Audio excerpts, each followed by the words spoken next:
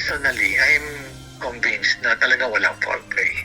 At kung yung pinagdududahan naman kung talagang si Miss Cabral nga talaga yon, wala rin akong kaduda-duda na talagang si Yusek Cabral yon.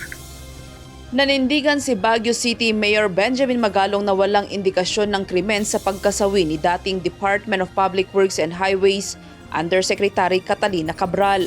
Wala rin aniyang dapat pagdudahan sa pagkakakilanlan ng natagpuang labi sa bangin sa bahagi ng Cannon Road sa Tuba, Benguet. Ayon sa alkalde, may mga senyales sa nangyari na hindi na dapat bigyan pa ng ibang kulay o gawin pang dahilan ng mga espekulasyon. Definitely, meron siyang all indicators ang nagpapatunay na may plano siya. Tulad nung pag-recover ng 13-inch knife doon sa loob ng bag niya na was subject of a search warrant. Anong ginagawa ng 13-inch knife, kutsilyo doon sa loob ng bag? Yung knife na yun, hindi naman parte yun ng mga utensils ng hotel. Diba? Tapos may mga depression drugs siya or anti-depression drugs. Hindi matiyak ng alkalde kung anong kaugnayan ng Cannon Road sa ginawa ni Cabral.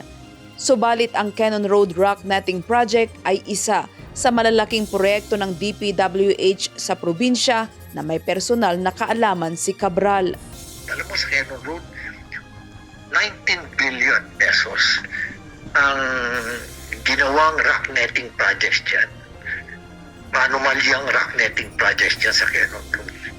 Hindi ko lang alam kung may relationship ito dun sa one o related ito sa pagpaplano niyang pagpapakamatay dun. Ayon kay Mayor Magalong, may contractor din umano na umamin sa kanya na malaking bahagi ng proyekto ay hindi pasok sa tamang kalidad at lahat ng materyales, iisa lang ang supplier. Sabi nga mismo ng contractor dyan sa akin, sabi niya, sir, ako, sasabihin ko sir sa iyo, 90% dyan, substandard. Siya na mismo umamin sa akin, ha? Eh, sir, isa lang ang supplier niyan, ng mga materyales dyan, sabi niya.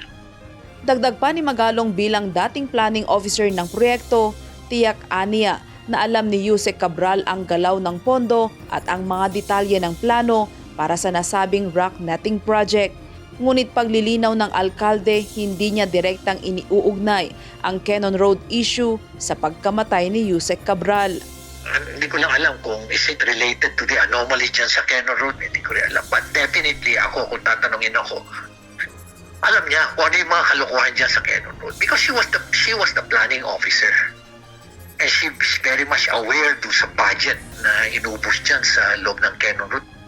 Sa huli, mahalaga pa rin aniya na matapos ng mga otoridad ang kanilang investigasyon. Hayaan na rin aniya ang mga kinaukulang ahensya na mag-imbestiga sa mga anomalya ng proyekto. Grace Doctolero, UNTV News and Rescue. Diyos ang aming sandigan, serbisyo publiko ang aming pinahahalagahan.